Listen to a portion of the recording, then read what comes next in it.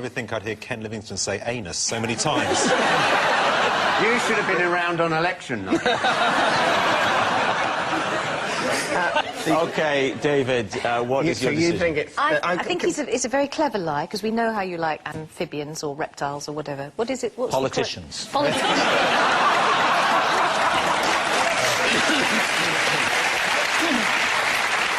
You have to reach a decision.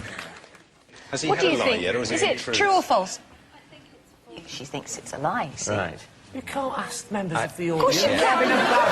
What is this? Okay, hands up who thinks it's a lie. Hands up. And, yeah, and who thinks it's true. What's this? What's this? It's unheard of on this show. What I like, Fern, is we now have a sort of soupçon of ready, steady cook about it. So what are you going to say, then? I think green tomatoes have got it. Yeah. And you're saying it's... I think, well, it was more hands That up was for more true. for true, I think. I'll go with we're that. gonna say it's true. You're saying it's true?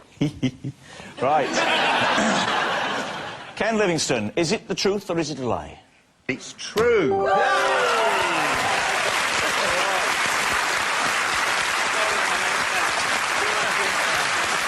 Yes, it's completely true.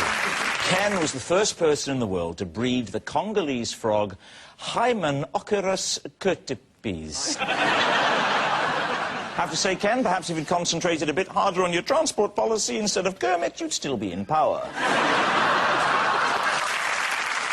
Our next round is called the Ring of Truth, in which I read out some celebrity facts, and all our teams have to do is decide if they're true or not. What could be simpler? David's team, take a look at this clip of someone that we can all look up to. Now, years ago, a Brill-creamed head looking like patent leather was just the thing for the trendy young man. 1955, Saturday night, off to Tottenham Royal. So it was crash bash, sausage and mash, 2 kips and a bum-bum, little dab of do-you. Really so on the barnet. And then the combination was Old Spice on the German, a little bit of Old Spice, tiddly-winky-woo, with the Brill cream, bee's knees.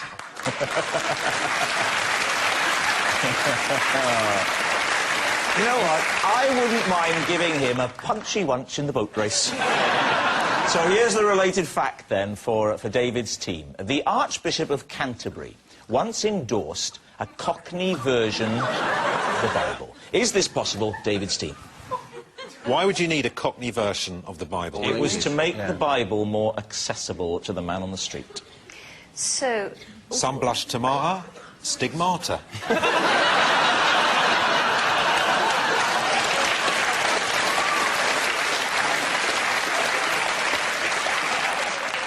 George Carey endorsed it in 2001. The feeding of the 5,000 becomes Jesus feeding 5,000 geezers from 5 loaves of Uncle Ned and 2 Lillian Gish. Jesus heals a deaf and dumb man is translated as Jesus heals a Mutt and Jeff geezer who couldn't rabbit either. Please let this be true. Again, it'd be great if that was true. Wouldn't it be? I'd buy it. I'd buy one of We'd those. have heard about it, though, You would, wouldn't you? Chas and Dave would have done a CD. Why is that clever? The rhyming stuff. Why is that good? You're using language to make it unclear. Say what you say what you Do mean. you think it was to stop the police knowing what you were talking about? Well, people shouldn't stop the police knowing what they're talking about. So what are you going to say? Yeah. I'd like to believe it, but I think it's a lie. It has to be a lie, doesn't it? OK, we'll say lie. You're saying lie. It is true.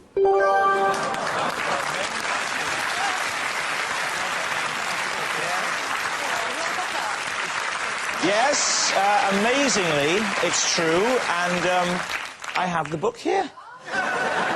We don't Adam and Eve it. Let me read a bit to you, the Lord's Prayer. I'm going to hate this, aren't I? Yes, you are. You are. OK, I'll brace myself. Hello, Dad. Oh, God. No, Dad. Oh, sorry. Hello, Dad, up there in good old heaven. Your name is well, great and holy, and we respect you, Gov. We hope we can all have a butcher's at heaven and be there as soon as possible, and we want to make you happy, Gov. It is true. When the book came out, it was a massive hit, which is also Cockney rhyming slang. Which means at the end of that round, it's David with 3 points and Lee with 2 points.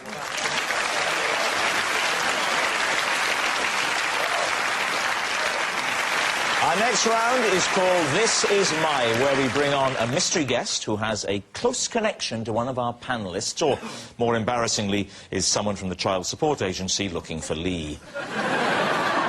This week, each of David's team will claim it's them that has the genuine connection to the guest, and it's up to Lee's team to spot who's telling the truth. So, please welcome this week's special guest, Gordon.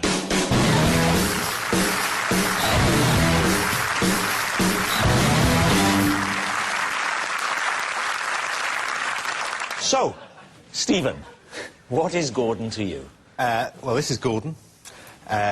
Gordon and I were in a prog rock band called Aragon, and we recorded an album called The Wizard's Dream.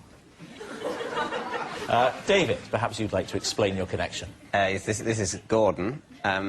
He works in my local pet shop and recently sold me a hamster that died the very next day.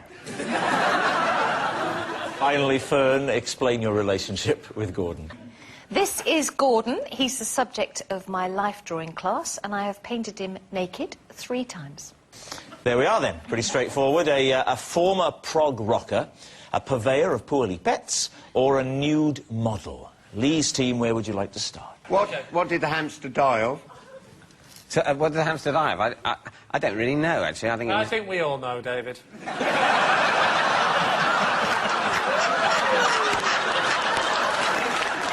You didn't take it back and ask your money back or ask an explanation about why it died? You just brought the man who sold you the dead hamster on the show. That's justice. Who was the hamster for? It was for the godson of some friends of mine. No, rather my godson, who is the son of some friends of mine. Can I ask, are you close? It was for God's son. For his birthday, I bought him a hamster, and he came down the next morning. And the hamster was no longer alive. OK. Stephen. Hello. Could you remind us again of the name of the band? Aragon. OK. And what was the album? The Wizard's Dream. Can you name some of the songs on the album? Yep. In fact, I've changed the question. Name them all without stopping for breath. There was The Dragon, which was 15 minutes long. Reflections of the Reaper. Fool by the Fire. But there were 4 songs, that's 3. 4 songs on an album? Yeah, well, one was 15 minutes long. Which year was this? This was the early 90s, 1986. How many members of the band were there?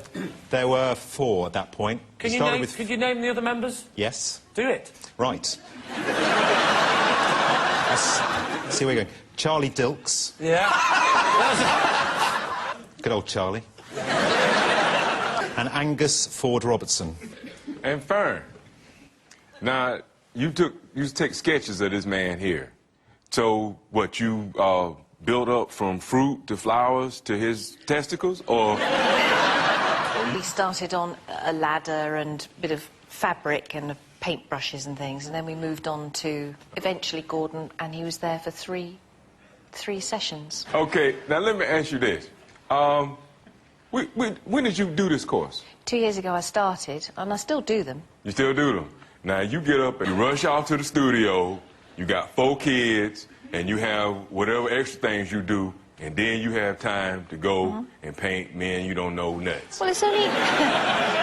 it's 7 o'clock to 8:30. Really? Yes. Really? You very energetic woman, Fern. Do all Thank that. Don't say thank you. It's not a compliment. It's an accusation.